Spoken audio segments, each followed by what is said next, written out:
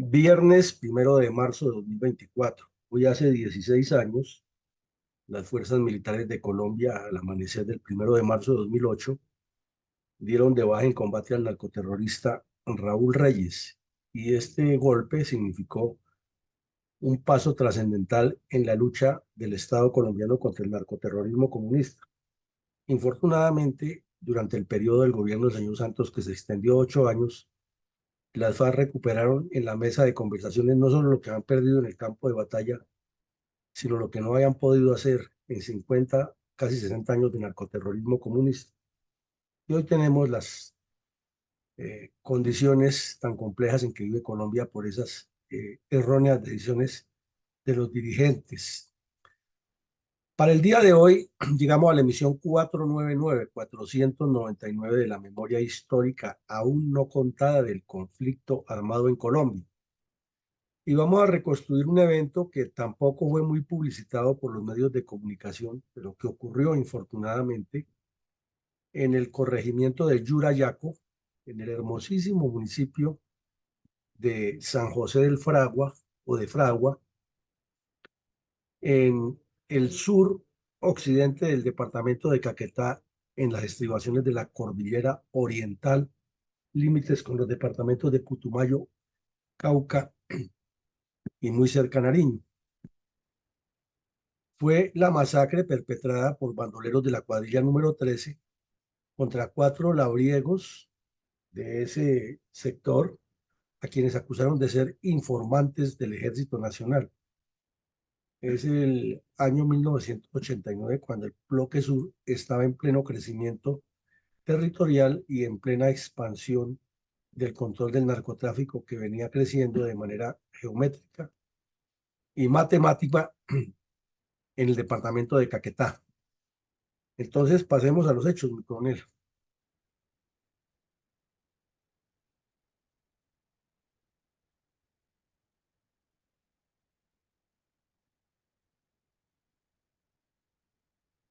Mm. ¿Me escucha, mi coronel González? Sí, mi Vicencio, coronel. Vicencio, adelante. Sí. Hemos estudiado de larga data en nuestro programa institucional que la topografía colombiana resulta gran aliada para los bandoleros durante la época de la violencia bipartidista en la sistemática de presión contra el pueblo colombiano, que luego fue multiplicada por el narcoterrorismo comunista. En ese orden de ideas, ¿cuál es la trascendencia geoestratégica del municipio de San José del Fragua, en Caquetá? Bueno, vemos que comenzando porque el Caquetá, lo hemos explicado varias veces, está ubicado en el centro sur del país, que es un departamento que articula la cordillera andina con la selva amazónica, que tiene una importante cantidad de ríos que corren en 120 grados, todos en dirección a descender a los ríos o al río Caquetá fundamentalmente. Van orientando sus cursos y van haciendo esta corriente cada vez más grande. Pero hay muchos ríos famosos dentro del departamento.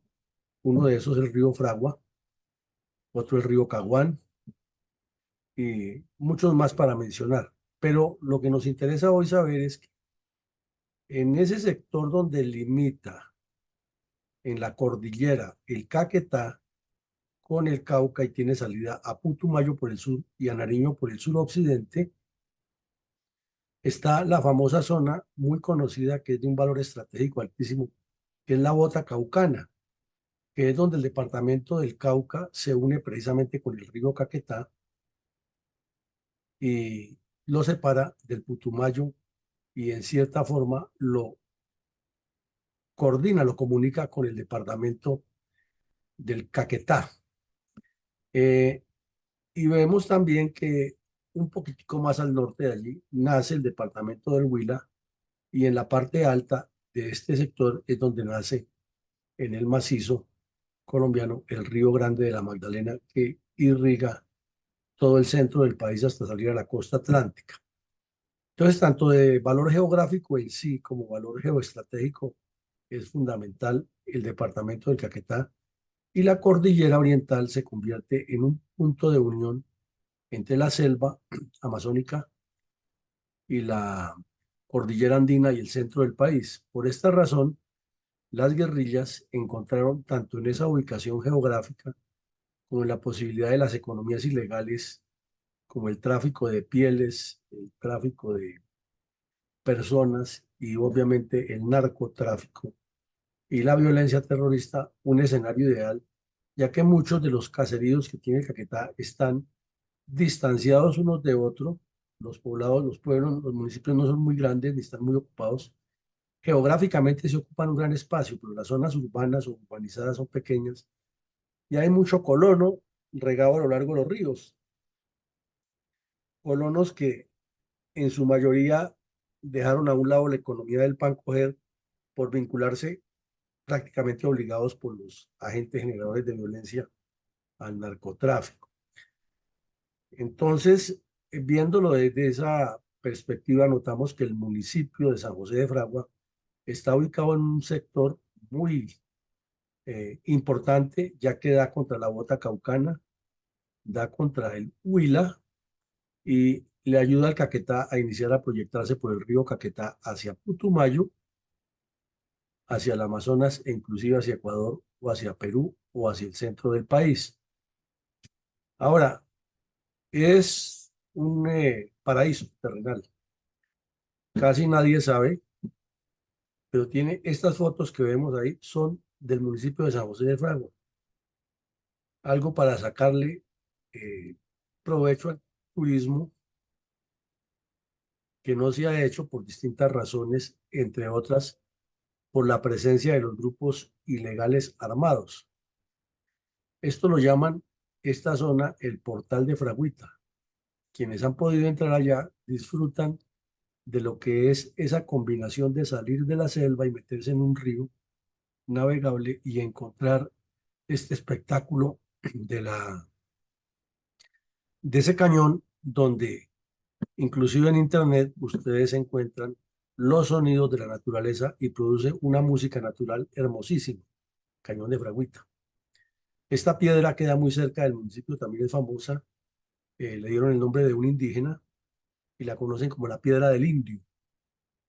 Es un sitio turístico no tan grande como la del Peñol, pero sí es bastante grande.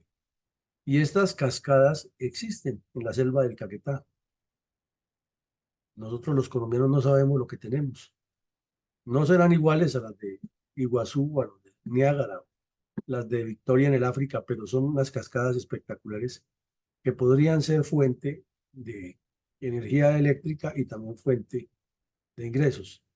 Y este pozo está a solo 5 kilómetros de San José de Fragua y allí la gente usualmente va a pasar ratos de esparcimiento, agua absolutamente cristalina y una temperatura agradabilísima y con todo el aire puro que está en esa mixtura de selva amazónica con eh, cordillera andina. Entonces, a grandes rasgos, como vemos, ubicación geoestratégica fundamental, geografía de altísimo valor y además una belleza natural impresionante. Todo eso doblegado y olvidado, porque ahí están los bandidos de las FARC y no dejan hacer nada distinto a generar violencia, odio, sembrar coca y matar gente y secuestrar con el cuento de que ellos están luchando por el cambio del país. Y uno se pregunta, ¿y qué tiene que ver el narcotráfico? Ah, no, como financia.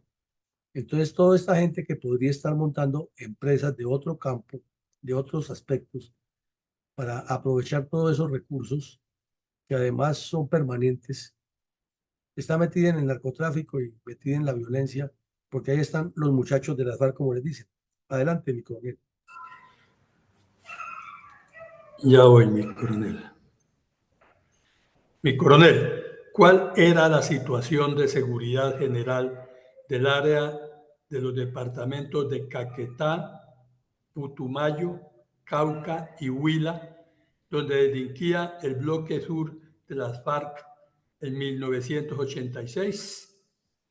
Pues, mi coronel, desde el 86 en adelante, cuando la famosa emboscada que le hicieron al batallón Cazadores, que asesinaron 27 soldados que la dirigieron el Mono Jojoy y Joselo, en límites entre San Vicente del Caguán y Puerto Rico, se evidenció que las FARC habían dado un salto cualitativo y cuantitativo en sus cuadrillas del bloque sur. Inclusive ya se notó que el jefe de esas cuadrillas era el terrorista Joaquín Gómez, entonces el Redondo, alias Joaquín Gómez o el Gago. Y ese crecimiento exponencial en lo matemático y en lo geométrico del bloque sur significaba el amedrentamiento de una especie de guerra a muerte en la cual quedaron encerrados todos los campesinos, colonos y nativos e indígenas del departamento, porque lo hemos aclarado aquí varias veces, esa acción la inició el M-19 para producir mucha coca y enriquecerse y con eso financiar su revolución comunista armada.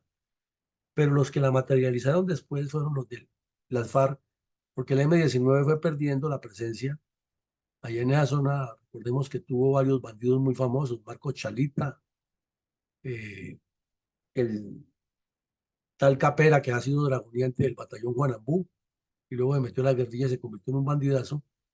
Y el otro, pues fue el tal Boris, que se hizo famoso porque era el uña y mugre de Carlos Pizarro León Gómez, y donde había acciones temerarias, ahí estaba presente ese delincuente.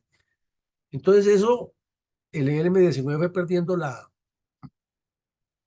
presencia coactiva en esa región y la fue ocupando de manera rápida y muy fuerte la FARC.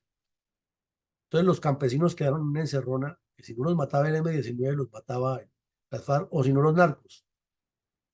O sea, por todos los lados perdían. Eh, También con ocasión de la muerte de los candidatos presidenciales y de la ebullición que se vivía en Colombia, la campaña electoral del año 90 comenzó prácticamente en el 86. Desde que subió Virgilio Barco, la UP estuvo muy activa y estaba metida ya precisamente, era uno de sus bastiones, era el Caquetá, con lo que llamaban las juntas populares. Y en el país solo se hablaba del próximo presidente y estaba ese afán desmesurado que tenía el señor Luis Carlos Galán por ganar las elecciones. Y el Partido Conservador de la derecha no se quedó atrás, ya que Álvaro Gómez perdió por un margen no tan grande con Virgilio Barco y siguió empecinado en ser presidente. Y entonces el M-19 lo secuestró y eso lo catapultó más. Y por otro lado, Durán Dussán quería ser el presidente del Partido Liberal, el candidato liberal, pero no podía, y entonces estaban los candidatos de izquierda y se hablaba de diálogos y la guerrilla reunida en Casa Verde, y Virgilio Barco no tenía margen de maniobra, le quedaba muy difícil. Además que no era un hombre muy hábil en el discurso ni muy dado a las reuniones de interacción con sus colaboradores, sino que era una persona demasiado rígida, psicorrígida y de pocas palabras. Entonces era difícil mantener una comunicación institucional o interinstitucional con la presidencia de la República. Las fuerzas militares estaban muy mal dotadas y como si fuera poco el narcotráfico de Pablo Escobar y el cartel de Cali haciendo fiestas en Colombia. Entonces esa campaña electoral comenzó desde el 86 con una cantidad de muertos de todos los sectores que tampoco se ha escrito como es, porque se enfocan nomás en decir en los muertos de la UP, que fueron hartos, fueron más de 3.000. Pero se les olvida contar que los demás partidos también tuvieron muchos muertos y que de pronto, si se suman uno con otro, podría ser igual o superior la cifra a la de la UP. Fue una época muy, muy difícil. Y de remate, como si faltara un dolor de cabeza más, se reunieron todas las cuadrillas de bandidos en Casa Verde, los cabecillas, a planear cómo terminaban de destruir el país. Y entonces allá estuvieron Carlos Pizarro, Era Grave, eh, el cura Pérez, Gavino, los jefes del EPL y los jefes de las FARC y otros. Inclusive aquí Diana Perafán nos mostró un documento que firmaron hasta los indígenas del Cauca con las FARC, comprometiéndose a que los apoyaban con tal de que no se metieran con ellos. Entonces, como vemos, la dimensión del problema se había crecido demasiado. era la incidencia de la izquierda en las universidades, la juventud enloquecida, que había que cambiar constitución a como diera lugar, y eso lo manipulaba el M-19 con la constitución que quería meter y metió, y el narcotráfico con tal de que los dejaran sin extradición, y los politiqueros buscando también cómo se acomodaban para seguir pelechando del presupuesto nacional y del manejo de la nómina. La expansión geopolítica de las FARC se notó en esa etapa, en ese periodo, porque el bloque sur se convirtió en una despensa de recursos, igual que el bloque oriental. No existían todavía como bloque, porque es que esa decisión se toma primero en un pleno ampliado en el 89 y segundo en la conferencia, la octava, en 1993. Pero estaban trabajando en ese sentido. Y es cuando se desdoblan una cantidad de cuadrillas. ¿Y cuál es la razón de ese desdoblamiento? Es porque el plan estratégico refinado en el 82, que preveía la toma del poder para el 89, pensaba Tirubijo y Jacobo Arenas que iba a ser tan ágil todo este trabajo del Partido Comunista y de la izquierda en las universidades y colegios, que para el 89 las guerrillas serían apenas un estímulo a la subversión, ya que la gente se tomaría el poder en las ciudades y saldrían de los barrios populares a inundar la ciudad. Y el M-19 andaba en el mismo paseo, y por eso hemos hablado aquí varias veces que aquí en Bogotá, en el barrio Corinto, hacia el sector del sur de la ciudad y otros barrios de alrededor, el M-19 tenía lo que llamaban los campamentos de paz. Y en Cali sí que era cierto, en Agua Blanca, Siloé, La Estrella, La Nave, todo ese sector estaba lleno de bandidos del M-19, y el ilustrísimo doctor Antonio Navarro era el cabecilla de todos esos grupos allá en Cali. Entonces, esa expansión geopolítica de las FARC tiene que ver con todos esos factores, primero de un plan concebido para tomarse el poder en el 89 que no lo lograron y lo refinaron luego. Y segundo, en que todas las guerrillas entraron en una acción terrible, pero hubo un daño terrible que fue la aparición del narcotráfico con tanta fuerza en los carteles, ya que el señor Escobar creía que iba a ser el dueño de Colombia, y por otro lado los señores de Cali en la misma, y entonces aparecieron otros carteles, que el de la costa, que el de el norte del Valle, que el de Bogotá, el de Neiva, para estar a la moda se fueron creando otros carteles de las drogas. Eh, y en Urabá se extendió la guerra entre las FARC y el EPL. Hubo sectores que definitivamente no le caminaban a la indicación de pasarse la coordinadora. Y todavía si le faltaba otro poquito, entonces los hermanos Castaño crearon las autodefensas, inicialmente con una intención de combatir el comunismo, pero luego también cayeron en el narcotráfico y fueron peor que los otros. Eh, para las FARC significó que el sur y el oriente del país, con la producción de narcotráfico, se convirtiera en la retaguardia estratégica y financiera más importante del grupo, y al revisar los documentos nos queda absolutamente claro que fue así, y que si no hubiera sido por esas dos características, esa retaguardia estratégica que montaron en Caquetá, Putumayo, Cauca, Nariño, y hacia el oriente llegando hasta el Baupés y Guainía, para los bloques oriental y sur, pues las FARC no hubieran tenido la capacidad de enfrentar al Estado como lo hicieron, porque eso requería muchas finanzas para tener guerrillas vivas, y con el solo secuestro, que también fue muy poderoso, pues no alcanzaban a financiar, porque es que las FARC llegaron a tener más o menos 30.000 hombres en armas, entre milicias y bandidos de cuadrillas, y la sola alimentación diaria de cada delincuente de esos cuesta un poco de dinero, más el transporte, la dotación y el armamento. Entonces el narcotráfico y la retaguardia estratégica fueron fundamentales allá desde el bloque sur. Ya lo dijimos, la coordinadora guerrillera Simón Bolívar se desarrolló paralelamente con esto. Entonces las FARC hicieron como un alto en el camino, consideraron que solos no alcanzaban, y además estaba el ejemplo de El Salvador, que para el año 89 El Salvador estuvo a punto de caer, fue cuestión de horas que lo salvó una decisión del general Ponce, que ordenó matar a los jesuitas en la Universidad Centroamericana, 6 sacerdotes jesuitas que dividían todo el, el entramado. Esa decisión significó la caída de la revolución porque la guerrilla se metió a las principales ciudades, San Salvador, Sote, etcétera. Estuvieron con combates en la calle, derribaban los postes de la luz y ya el gobierno se acuarteló todo en el cuartel general de la Fuerza Armada salvadoreña y el margen de maniobra era muy poco. Salir con una tropa era combate seguro a donde se movieran y los bandidos derribando torres y guerrilleros por las calles ya se consideraban que se han tomado el poder y vino la contraofensiva salvadoreña y los obligó a negociar.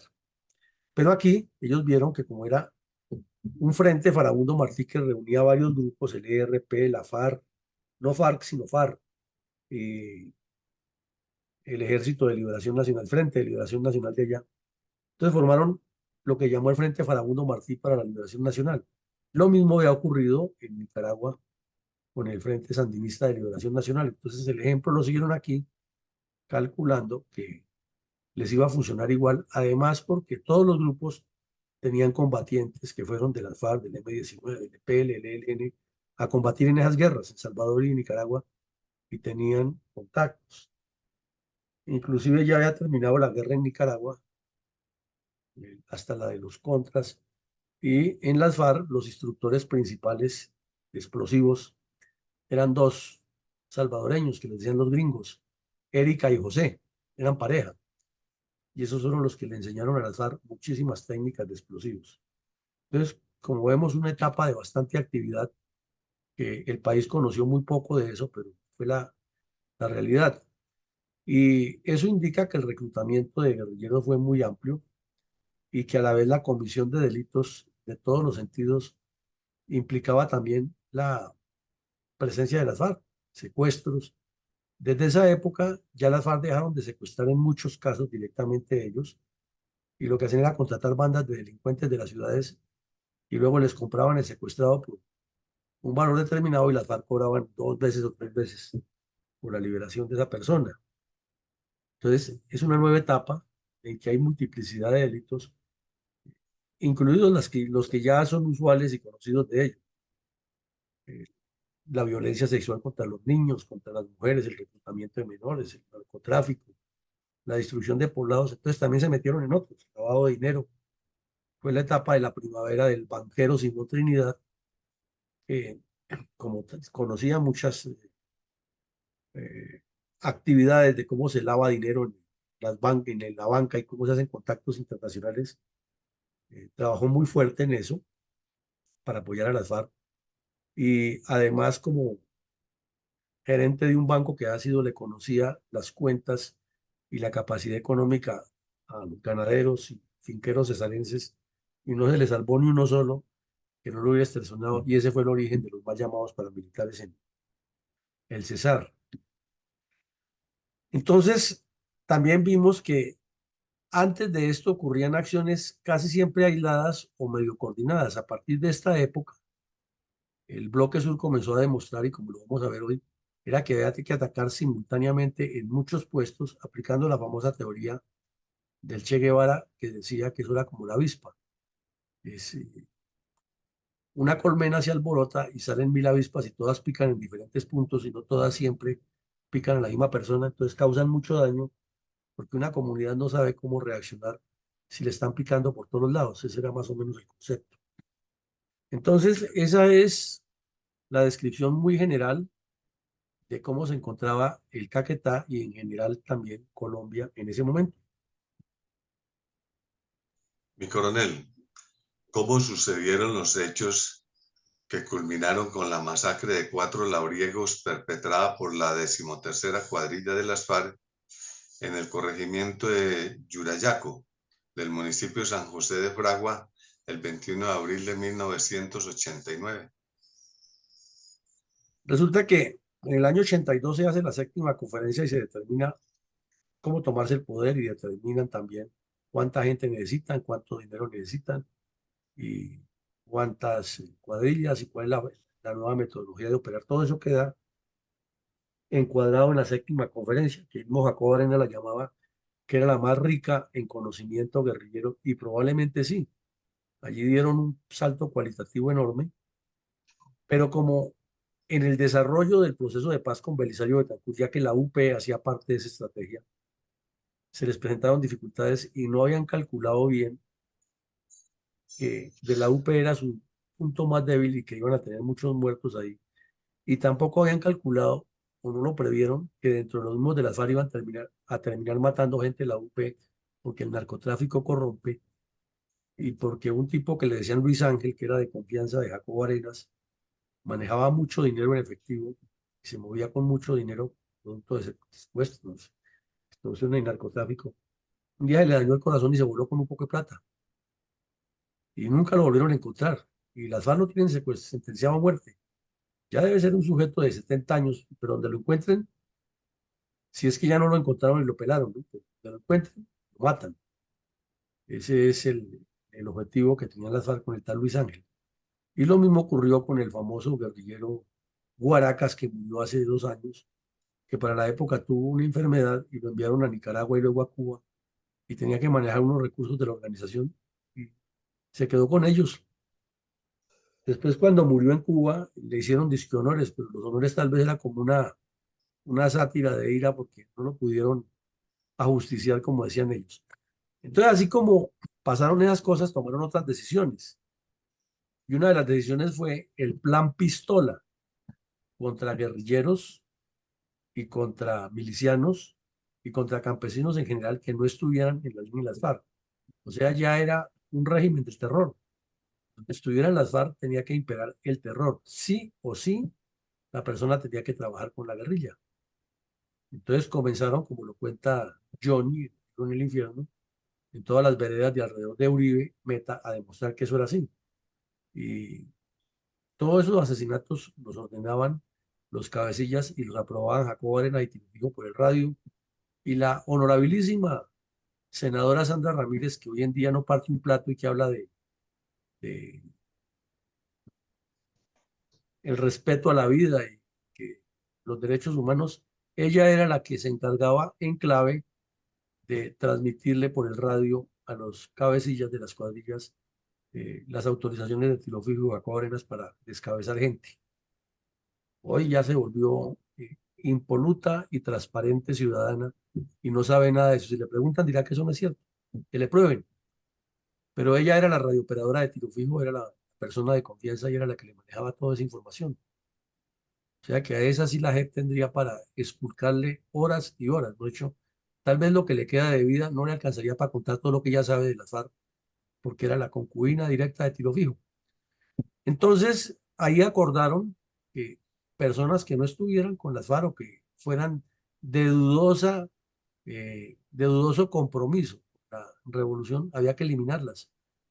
Y en el corregimiento de Yurayaco, que queda sobre un sector que llaman Condagua, muy conocido, y allí hay colonos y hay indígenas. Y esos colonos casi todos son de la zona del Viejo Caldas, que se desplazaron durante la época de la violencia y ahí se fundaron y nacieron sus hijos y otros familiares después llegaron. Entonces, algunos de ellos eran señalados por las FARC o por sus informantes de que no colaboraban con el movimiento guerrillero. Y entonces, en ese mes de abril del 89, se cometieron varias masacres simultáneamente por las FARC en diferentes puntos. Y esta la trajimos hoy porque no se encuentra sino en rutas del conflicto relacionada y ni siquiera los medios de comunicación del momento la publicaron porque no, San José de Fragua en ese momento para muchos colombianos ni existía. Entonces, en la Comisión de la Verdad, ahí aparecieron unas víctimas, se dijeron, pues el señor de Rux lo único que hizo fue escribirlo y dejarlo en averiguación, pero el portal Rutas del Conflicto sí entrevistó a los familiares y puso de presente que había ocurrido ese día esa masacre de 4 campesinos, que inclusive 3 sí fueron identificados y otro era un muchacho recién llegado a la zona que había viajado seguramente atraído por el negocio del narcotráfico y lo mataron. porque para la época ya sabemos que el narcotráfico estaba creciendo. Entonces aquí hay un poco realidades de esa historia que no se cuenta como es y que fácilmente quienes hablan de la paz y de las víctimas siempre enfocan que las víctimas son los que causaron los mal llamados paramilitares y estas víctimas, ¿quién las defiende? Pero como ya sabemos, y a Timochenko y al Tornillo Lozada, y a Pablo Catatumbo y los demás bandidos los sientan y les dicen, aquí están las pruebas que ustedes asesinaron. Ah, sí, sí, nosotros los asesinamos. Aquí estamos. Les pedimos perdón, pero es que eso es culpa del Estado y ya con eso pasa. Ya la JEP dijeron la verdad y no tienen pena por eso. Pero tuvo que ser muy aterrador para unos campesinos que están en su humilde choza ya, porque son unas chozas miserables en lo que viven, y que los saquen y los asesinen tan miserablemente y no pase nada. Eh, y como eran gente que supuestamente se había ido para las zonas de riesgo a cultivar, entonces eran malandros según el concepto de muchas personas, pero fueron seres humanos asesinados por las FARC que no se pueden olvidar y que hay que traerlo a la memoria y colocarlo aquí en primer plano. Adelante, mi coronel. Mi coronel, ¿qué otra acción criminal cometieron las FARC en el mismo departamento del Caquetá mientras ocurría la masacre de 4 labriegos perpetrada por la 13ª cuadrilla de las FARC en el corregimiento de Yurayaco del municipio de San José del Fragua, Caquetá, el 21 de abril de 1989? Esto es como para, no te lo puedo creer, ese mismo día en el Caquetá, en otro municipio que es más grande y más conocido, las FARC asesinaron a 6 dirigentes campesinos, o sea, presidentes de acción comunal fundamentalmente, y personas que los campesinos eligen para que los representen en las relaciones con las autoridades y con los entes nacionales, inclusive ONGs que llegan por allá a buscar qué se llevan en el cuento de que están ayudando a los más pobres. Y ese mismo día, en varias fincas de San Vicente del Caguán, en distintas veredas, fueron asesinadas 6 personas, inclusive un señor de 65 años, un joven de 16 años que tampoco se identificó inicialmente, podría ser otro de esos aventureros que van a buscar fortuna en esa época en la selva con el narcotráfico.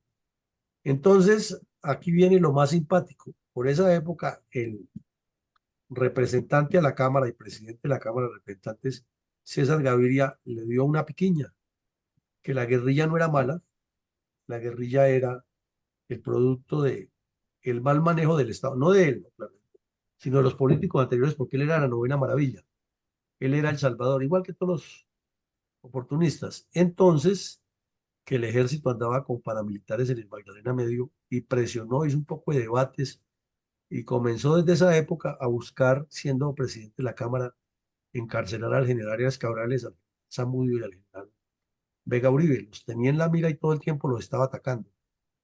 El ilustrísimo César Gaviria. Era un muchacho ahí, politiquero del Risaralda, no tenía mayor incidencia, pero además era muy amigo de Luis Carlos Galán. Y Luis Carlos Galán no utilizaba el mismo lenguaje contra las fuerzas militares, sino dedicada contra el narcotráfico en todos sus discursos. Entonces, de un lado y otro sumaron que, que el ejército tenía que crear un escuadrón de 1000 hombres, decir ahí escuadrón, y un escuadrón en términos de caballería es una compañía que son más o menos 120 hombres, o 96 creo que son los de caballería, pero bueno, se pusieron ese nombre ahí en los medios de comunicación. Y las FARC inmediatamente dijeron que estos campesinos que ellos habían asesinado, que no los habían matado ellos, sino que los había asesinado el Estado por medio de sus paramilitares. Y uno se pregunta, ¿qué paramilitares iba a haber allá en una zona que llevaban años controlándola a ellos y que estaban en esa campaña de eliminar a todo el que se les opusiera? Entonces fue otro crimen que ocurrió ese mismo día, ese sí lo publicó la prensa. Entonces por eso dejamos hoy, primero, el que no publicó nadie, sino solamente Rutas del Conflicto. Y este otro, para aclararle a la audiencia, que no fueron ningunos paramilitares y no fueron las FARC.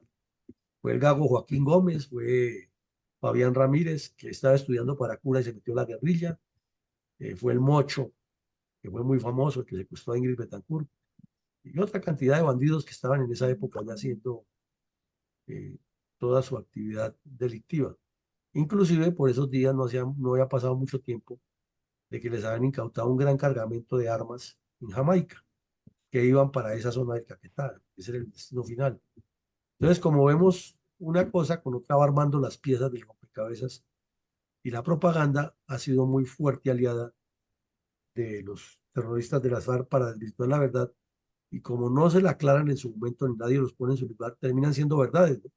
Quien lea esto, con el paso del tiempo, buscando los archivos del tiempo, va a decir cómo las FARC tenían razón en luchar por los campesinos, ya que eran los paramilitares los que asesinaban a la gente, y eso no es cierto. Por lo menos en esta zona de San Vicente del Caguán no era cierto. Eran ellos, con un plan de limpieza que lo ordenaban Jacobo Arenas y Tiro Fijo.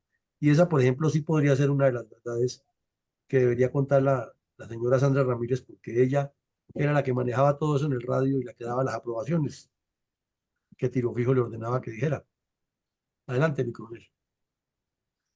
¿Cuáles fueron la enérgica advertencia del presidente de Ecopetrol, Andrés Restrepo Londoño, con ocasión de la masacre de 4 labriegos perpetrada por la 13ª cuadrilla de la FARC en el corregimiento de Yurayaco del municipio de San José de Fragua, Caquetá, el 21 de abril de 1989, y los sangrientos hechos ocurridos el mismo día en el área rural de San Vicente de Caguán? Es que ayer lo veíamos que el presidente de Ecopetrol fue muy insistente desde el año 86 en que las zonas donde había explotación petrolera, tanto de Ecopetrol como de otras empresas, estaban siendo víctimas de presiones de los delincuentes para extorsionarlos. Con nombre propio señalaba a la FARC, al ELN, que eran los más activos. Entonces, se estaba estudiando la posibilidad de que en el Caquetá se explotara crudo. Había unas compañías en exploración, determinando los sitios donde estaba ocurriendo eso. Lo mismo en el Putumayo estaba creciendo la inversión en Orito, pero la preocupación de todo el estamento petrolero de Colombia, el empresa Ecopetrol, el Ministerio de Minas, era que mientras estuviera esa violencia sería imposible avanzar, y el presidente de Ecopetrol más de una vez lo dijo, que la empresa sería incapaz de financiar la producción, así encontrara petróleo a borbotones, porque según la cantidad de petróleo que encontraban, crecía la extorsión de las FARC y el ELN, y así era imposible. Entonces lo que estaban era financiando una guerra contra el Estado y no permitiendo que las divisas, los recursos frescos que entraban por venta de petróleo al exterior, fueran a favorecer al Estado colombiano, ya que ahí estaban las FARC haciendo ese daño. Por otro lado, pues el gobierno contestó con el ministro de Interior o del gobierno, Raúl Orejuela Bueno, que estaban haciendo unas inversiones, que él se estaba reuniendo con dirigentes de todos los partidos buscando aclimatar unas respuestas claras, pero bla, bla, bla, nada concreto. Mi coronel, ¿cómo estaba la situación de orden público en el departamento del Huila durante la misma época? Estaba igual que en todo el país, muy complejo. El señor Orejuela Bueno asistió al segundo foro de alcaldes elegidos popularmente que se realizó en Arauca. El alcalde de Arauca, municipio de Arauca, el departamento de Arauca, le dijo frontalmente a 130 de los que asistieron a la reunión, no fueron todos los 1000, sino fueron 130, les dijo que la culpa era del Estado, que no era capaz de integrar la nación, que el país estaba desintegrado. Algunos alcaldes del Huila también asistieron y dijeron lo mismo, como municipios como Algeciras, Colombia, Tello, Araya, que están al oriente del Huila, estaban completamente presionados por los bandidos de las FARC, y ni qué decir al sur, en Pitalito, en Garzón, Poporapa, donde la guerrilla venía del Caquetá, reclutaba, imponía la ley y el orden y se iba, y tenía ya sus controles. Entonces, todo eso lo pusieron de presente. Y le agregaron, el presidente de Ecopetrol le agregó las cifras de cuántos barriles se producían, cuánto dinero estaba perdiendo Colombia cada vez que había un atentado y decía en ese momento que en lo que iba corrido del año 89, Colombia había perdido 7.000 millones de pesos de la época por los atentados del ELN. Y en el Huila, una de las pruebas de cómo estaba descompuesta esta zona es que el DAS de Neiva, que ya no existe, ahora se llama Agencia Nacional de Inteligencia, realizó varios allanamientos en Neiva e incautaron un montón de armas, de material de propaganda, de comunicaciones, a unos bandidos que eran de las redes urbanas de las FARC. Ahí están los nombres y las edades de cada delincuente, y estos estaban dedicados a la extorsión, al chantaje, al teo, y desde luego eran los que hacían los secuestros urbanos para entregárselos a la cuadrilla 17, que era la que más llevaba secuestrados a la montaña. Entonces, esa era la radiografía también de lo que pasaba en el Huila, mi coronel.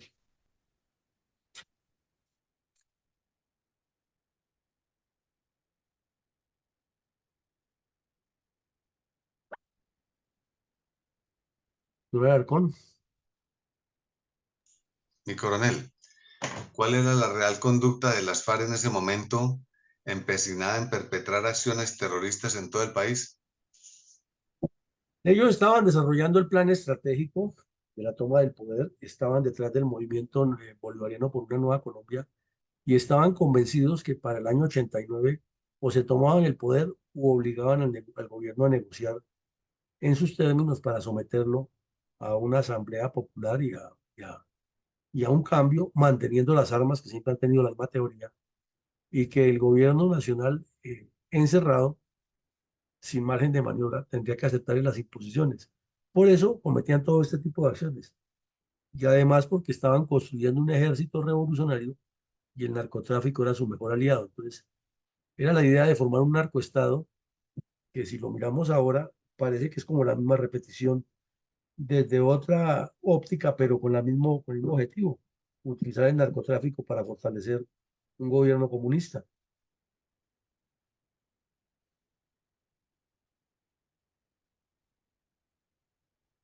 Entonces, ¿qué trascendencia dieron los medios de comunicación a tan atroz suceso de la masacre de 4 labriegos perpetrados por la 13ª cuadrilla de la FARC en el corregimiento de Yuruyaco, del municipio de San José del Fragua, el 21 de abril de 1989?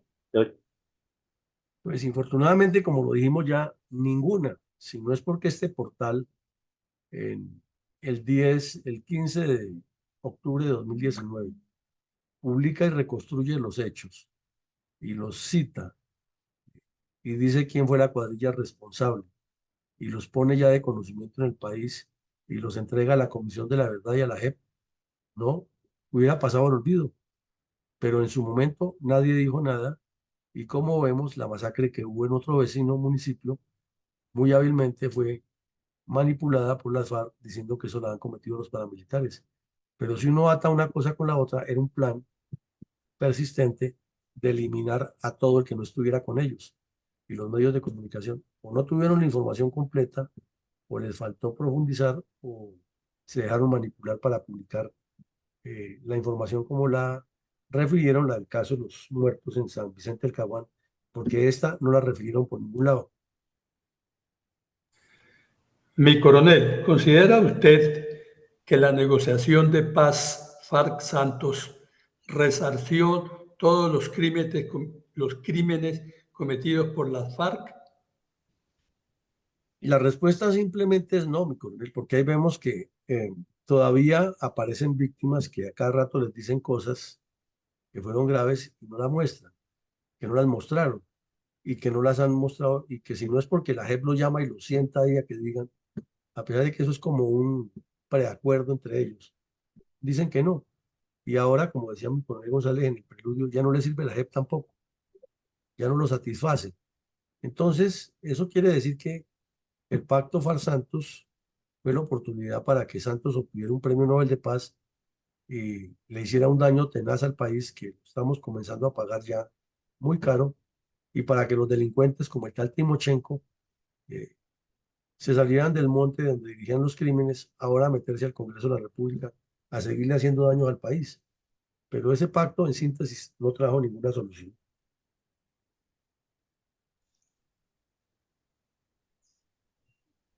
Y coronel, ¿considera usted que la negociación de FARC-Santos resarció el crimen contra estos 4 campesinos y en general todos los cometidos por las FARC? No, no, porque ni lo han reconocido, no lo han hecho público, y hay muchos más que tampoco han aceptado la responsabilidad, por lo menos. Además, porque nunca han pagado un peso a ninguna víctima. Recordemos que cuando les dieron que entregaran todo lo que tenían, hicieron una cuenta de unos dólares, unos lingotes, y luego de manera burlona llegaron hasta traperos viejos, y baldes, escobas, resmas de papel ya usadas, que eso era todo lo que tenían y que estaban dispuestos a entregar hasta el último centavo. Y en esos días tenían una orquesta que llamaban dizque, los músicos del sur de las FARC, y en un retén la policía paró esa orquesta que venía sin que todavía tuvieran el permiso para hacerlo, y les encontraron una gran cantidad de dólares, y entonces la policía los decomisó y el señor Santos dio la orden que se los devolvieran porque esos eran los viáticos que traían para un festival que iban a estar en Neiva. Entonces, si con eso tan elemental se burlaron del pacto, imagine cómo eran cosas más graves. Pero nunca el señor Santos ordenó, ni el fiscal Montealegre asumió el caso para investigar, bueno, ¿de dónde sacan dólares? ¿Cuál es el origen? Si cualquier persona que tenga dólares en Colombia tiene que justificar el origen, ¿y por qué los bandidos de las FARC no? Entonces, un engaño total. Coronel, rindamos con reverencia un minuto de silencio en memoria de los cientos de miles de colombianos y extranjeros asesinados por las FARC durante 60 años de narcoterrorismo comunista.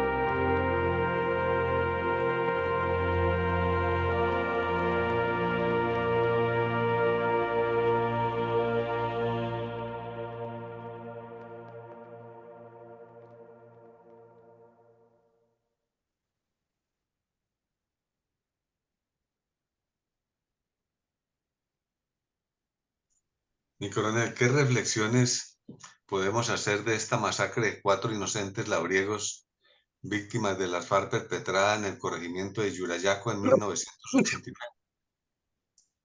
Bueno, mi coronel, de todas esas reflexiones dijéramos que, para hacerlo más breve, es que Belisario Betancur tiene mucha responsabilidad en la cantidad de errores que cometió y obviamente todo su equipo negociador, ¿no? Cuando el señor Otto Morales Benítez se dio cuenta que era incapaz absolutamente de negociar con eso, que el equipo estaba completamente desubicado, que no tenían un plan coherente para enfrentarse a un plan tan hábil como el de las FARC. Entonces inventó la mejor disculpa. Es que en Colombia hay enemigos agazapados de la paz y renunció. Entonces siguió John Agurero Ríos, que ya lo hemos venido analizando, muy desubicado, y después se la pasaron a José Noé Ríos y a otros personajes que no dieron la talla, porque no estaban a la altura del reto, y así pasó en La Habana. Entonces los resultados del plan de paz de Belisario Betancur fueron desastrosos, y con el paso del tiempo es que se van viendo los resultados, pero hay que mirar la historia en su contexto y comparar y no matricularse con que era que tenía buenas intenciones. No, pues de buenas intenciones están llenos los cementerios. Es que no son las buenas intenciones, es la claridad estratégica frente a un conflicto lo que determina si hubo liderazgo político y si hubo decisión de Estado. Por su parte, el señor Barco comenzó amarrado y continuó amarrado, y de remate le dio el embeleco de hacer la paz con el M-19 cuando el ejército los tenía, era para rendirlos. Entonces paró las operaciones y los bandidos se recuperaron, hicieron todo ese show en Corinto, Cauca y en otras ciudades, y terminaron haciendo la constituyente, debido también a la ignorancia del pueblo colombiano y el oportunismo de un poco de gente que se inventó la séptima papeleta y alebrestó a unos jóvenes que no sabían ni qué querían, pero les metió en la cabeza que ellos eran los transformadores del país, y entonces hicieron la constitución, la constituyente. No es mala, como ha explicado mi coronel Caicedo, experto, sino que así no, porque la manejaron fue delincuentes. Todos los del M-19 tenían mayoría, entonces las decisiones que allí se tomaron eran tenaces. Si uno se pone a pensar, un bandido como Marco Chalita, que a duras penas sabía leer y escribir, pero que tenía un prontuario de asesinatos, secuestros, asaltos a poblados, dizque elaborando una nueva constitución. Y en ese riesgo estamos ahora, si el señor Petro la mueve, que nos aparezca la hija de Pizarro, mujer de Tiro Fijo, Tornillo Lozada, que lo único que han hecho en su vida es causarle daño al país, ahora redactar el nuevo camino de los colombianos. Entonces, ese es el problema, y en esos dos puntos resumiríamos todo el ejercicio, mi coronel.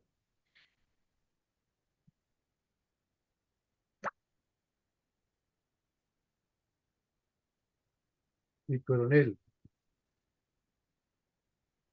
Sigamos con los comentarios, creo que son suyos, ¿no, mi coronel? Bueno, mi coronel, mis comentarios, las conclusiones analíticas del día de hoy tienen el título de Labriegos, cultivos, violencia y legalización.